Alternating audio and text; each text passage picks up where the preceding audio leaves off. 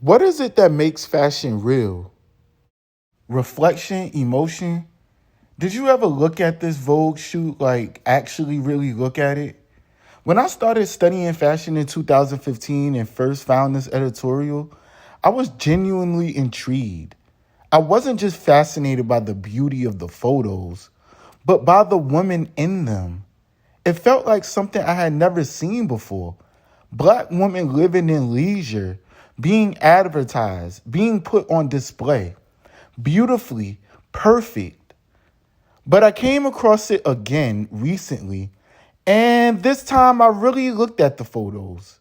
Not for what they were, but for how they made me feel. And what I saw this time wasn't the beautiful photo story I fell in love with back in 2015. I saw a story of isolation, photographed by Patrick de Marchillier and styled by Grace Cardington for Vogue May 1992. But I noticed something completely different. Why do they feel so distant from one another? And why don't they look happy? It felt like I was revisiting something I once loved, but now I'm questioning it. Why are they all wearing the same thing? Why in most of the photos, you can barely see their faces? Even in this famous shot, yeah, they're smiling. It looks like they're singing together, but I still can't fully see their faces. They're not fully in the frame. It's like collectively, they're hidden. And why would Grace Cardington put them in the same thing? I know it's supposed to be a yacht club theme, but how ironic. The same tops, the same bottoms, the same hats, the same swimsuits, a choice of black or white. Interesting. Now, as I'm realizing I'm seeing this editorial differently now, I have to ask myself, was this intentional?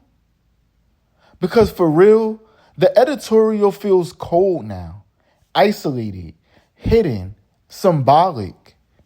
It makes the viewer ask, why were the black supermodels of the 90s so isolated, even from one another? Was it intentional? Was there only room for one black supermodel at a time? Or none that could exist fully together, in sequence, in community? I don't know. Maybe it's just me, but this photo story feels like proof of how isolated the black supermodels of the 90s really were. Not just individually, but collectively. It doesn't feel like fellowship. It doesn't feel like friendship. And I have to ask, was that because of the fashion industry, or was it just girls being girls? But one thing I do know is that Grace Cardington and Anna Wintour were onto something here. Because even though they finally put black supermodels together in one editorial, they also told us their story through it.